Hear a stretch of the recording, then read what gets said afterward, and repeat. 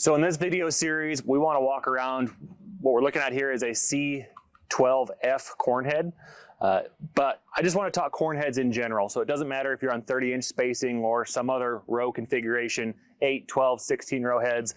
A lot of these tips and tricks will help you with your corn head getting ready for harvest and maximizing the performance of these heads. So what we're looking at here is a Stockmaster head. You know that because of the lawnmower style blades rotating underneath each row unit. Just remember, you want the knives in good condition. You can flip those over when they do start to wear.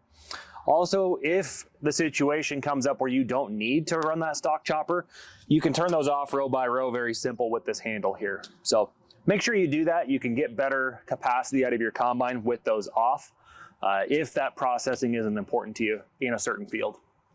So one adjustment that sometimes gets overlooked is actually setting your deck plates, especially if you've just gotten a corn head new to you for harvest. But even in the off season, it's good to check before you get into the field. Close your deck plates all the way. Your left side is adjustable from the cab, but this right side is a manual adjustment. So with the setting at 0 or all the way shut, you want a 15 millimeter gap in the front and a 17 millimeter gap in the back. Make sure every row is set that way because sometimes an individual row can get a little off. So great to double check. You want that perfect deck plate spacing for each and every row going through the field. That's going to minimize any butt shelling and also optimize the machine and the corn head for minimal trash intake too. We want all the trash except for the ear to be pulled down through the head if possible. So checking your gathering chains will be important as well. Make sure as you're tightening these down, the maximum gap between the spacer and this washer right here is no more than 3/16 of an inch. That'll ensure that gathering chain is tensioned properly and has enough strength to pull everything in like it needs to. So another thing when looking over your corn heads is the actual trash knives on these. And what these are going to do is, as this knife roll is pulling the stock and material through, it'll help keep these knife rolls clean and prevent any backfeeding of material along this knife roll. So simple adjustment. We want 1/16 of an inch or less on this just to keep that nice and tight and pull the material off those knife rolls if we do get into any damp or greener conditions. So when you're looking at corn heads, one other thing to pay attention to is the type of knife roll that's equipped on the corn head.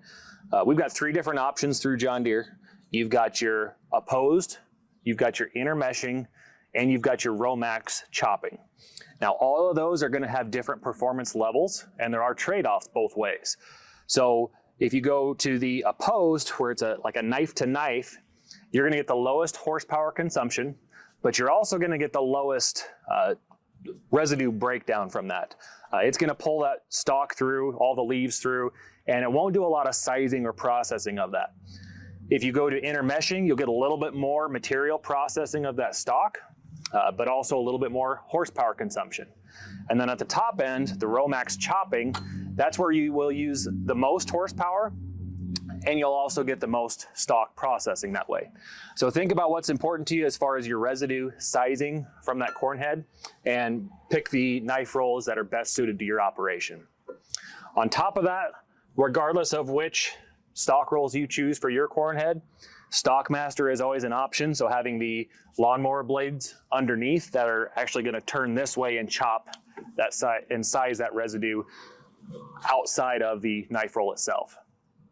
So think about that trade-off. Think about how much trash you're pulling into the combine, how you're breaking down that residue with the corn head, and what's most important for you in your operation.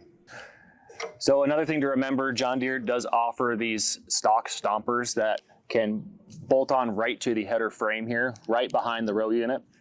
And these do a great job of breaking off the base of that stalk right on the ground. That'll lead to better residue breakdown post-harvest. So a great option, very simple to use. There are some fine-tune adjustments here.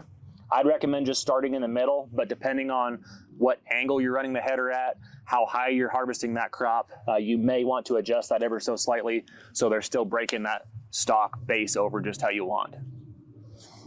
So on the end of the corn head, we've got this adjustable end fender. Depending on the model year, A lot of times this will just be a pole handle. If we get into tall crop, we want to try to retain more ears. This can be helpful for that. Alternatively, if we're in down crop and we're equipped with these augers here, those will spin and help pull those stalks over your end snouts here and help material flow a lot better. So nice to have these on, but make sure you're utilizing what's available here. If you have this, get into tall corn, it's too easy not to just put that up and retain a few more ears. So I've got this cover opened up just to show you the adjustment that you can make on this auger. Now, these will come from the factory at the lowest setting. What we want to see in the field is about 15 to 20 millimeters off the floor of that auger trough. So there is adjustment here. Just be careful with this. Some guys, especially in food grade corn, think that raising that up will help with grain damage. And from what we've seen, if you go too high where that auger is just barely hitting those ears, you can actually cause some scuffing and increase the grain damage. So most conditions, 15 to 20 millimeters from the floor is going to be sufficient for good capacity and good grain quality. When you adjust this, just make sure you adjust both ends as well as any carriers in the middle, so that it's the same gap all the way from left to right across the head.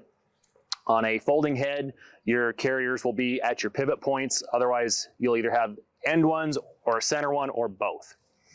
After you've adjusted that auger to your preferences, make sure these stripper plates are also adjusted to within 1/4 inch of that auger flighting.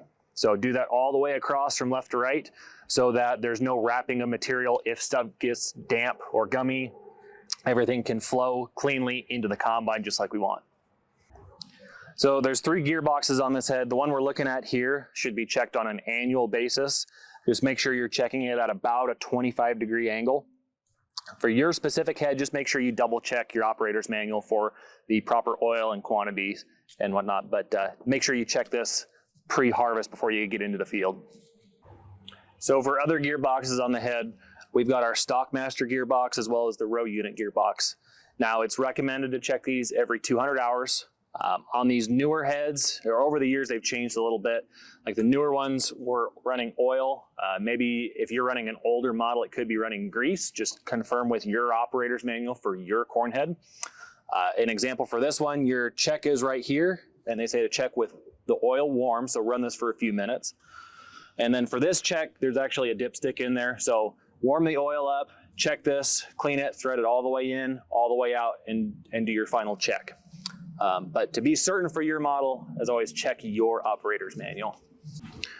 So on your sensors here, not a lot to check, but do make sure if for some reason you're having trouble calibrating, sometimes these bushings can get worn and that can cause either a bad or a faulty calibration. So it's one of those pre-season things. Give it a look, put the corn head on, go through your calibrations, and this may be something to look at if you can't get that done. So on your row finder wands, obviously we want to make sure these can move easily, but one thing, there is a spec on the clearance for this when there's no stalks going through, so check your operator's manual. If you need to adjust this, like this one is too wide, but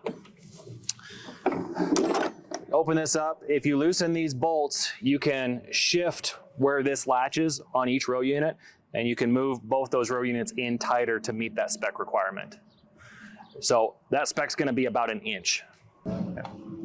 So just one other check. There is a chain under here that drives your auger.